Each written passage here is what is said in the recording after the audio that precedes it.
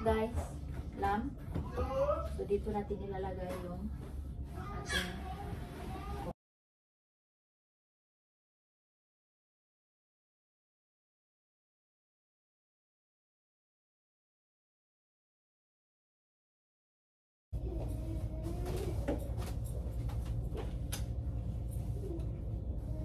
Let's go food in your mouth.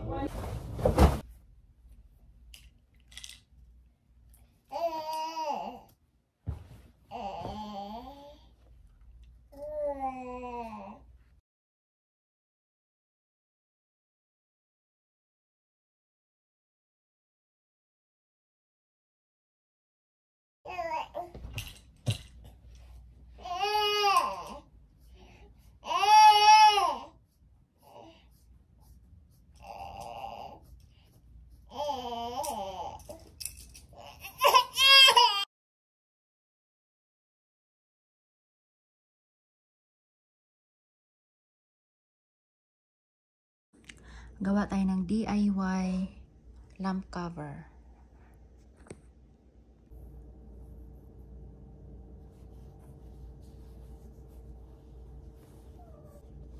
DIY lamp cover.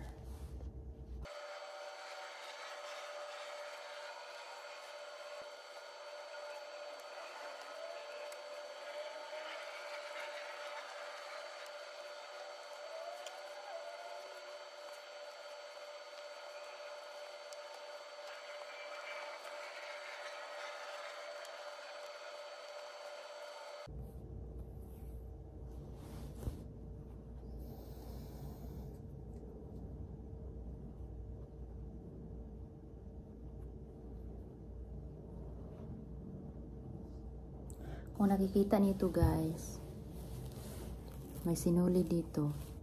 Tanggalin ko ito mamaya pag tapos ko na natahi dito sa gilid. Kasi ano lang ito guide. Para hindi yung tahi ba. Bagbuwag.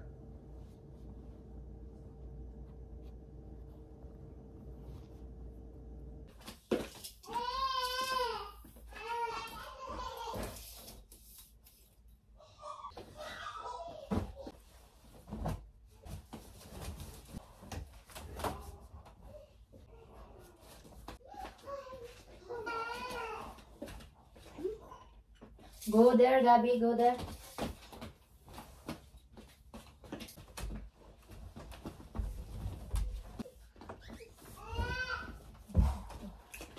Hi, everybody. You like... Go there, Gabi. Cake? Yeah. Yeah.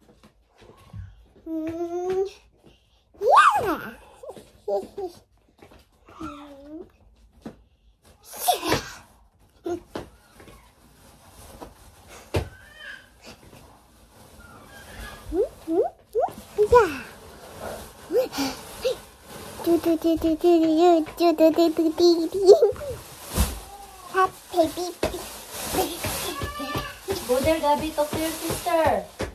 Huy. Go there ba?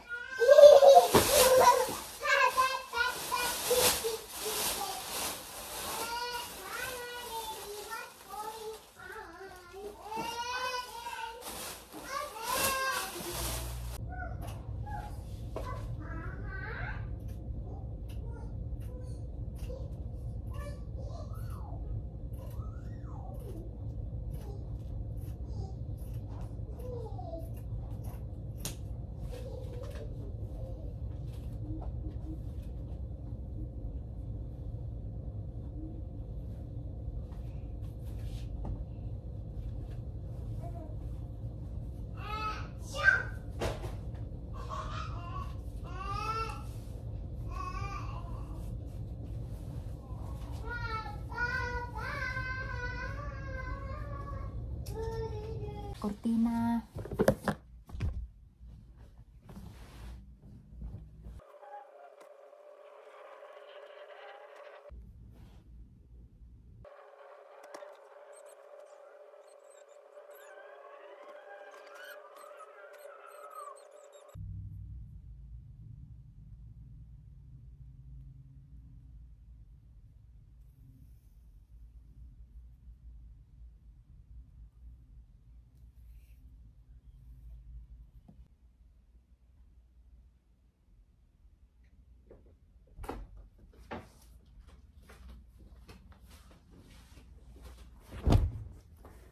Finally, tapos na akong nagtahi mga Mars.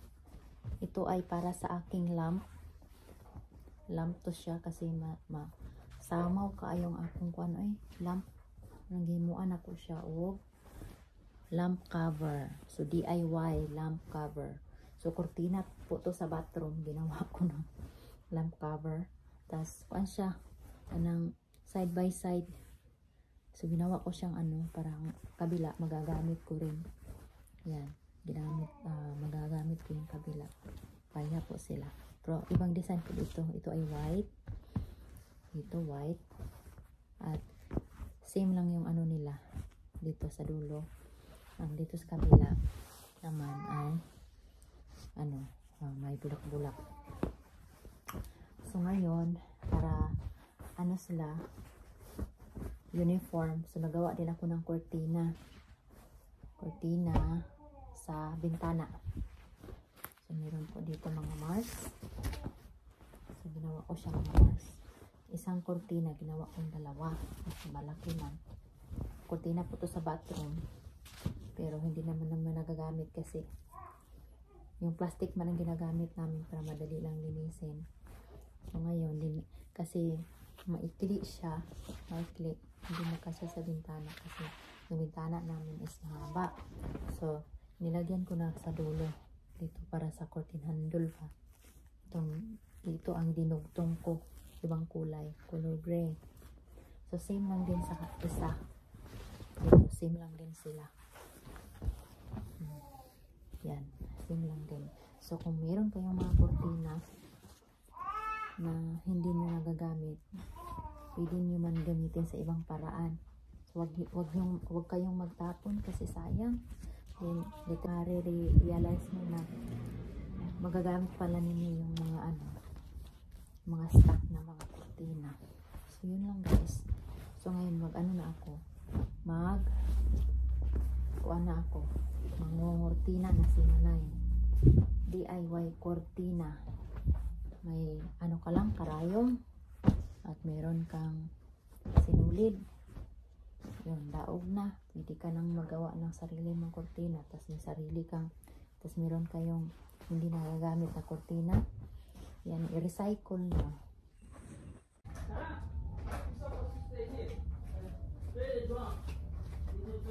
Mga kurtina na ta mga Mars. So, ito po yung lamp guys. So, dito natin ilalagay yung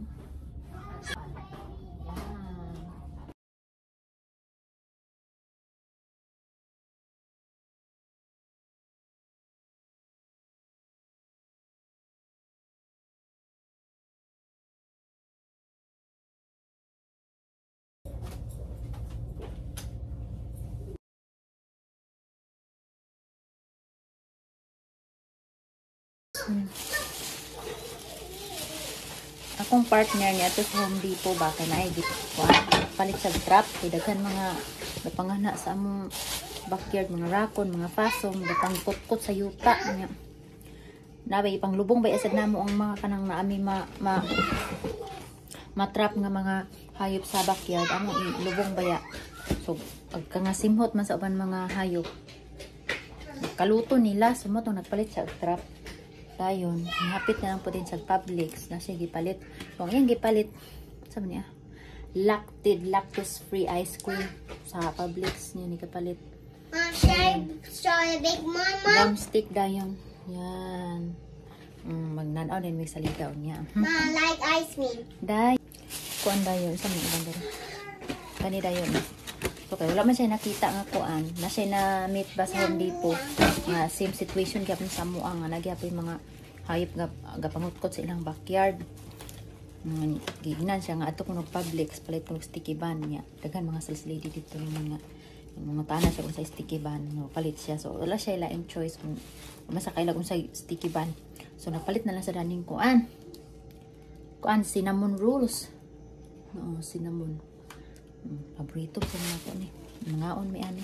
Actually duha ka box ang iyang gipalit. So sa duha ka box, duha ra ka buok, duha ra ka pieces iyang gikuha para ikuan sa kanang trap, bahog sa trap para mangduol lang mga kuan bahayos. So, mura niyang gipang palit guys.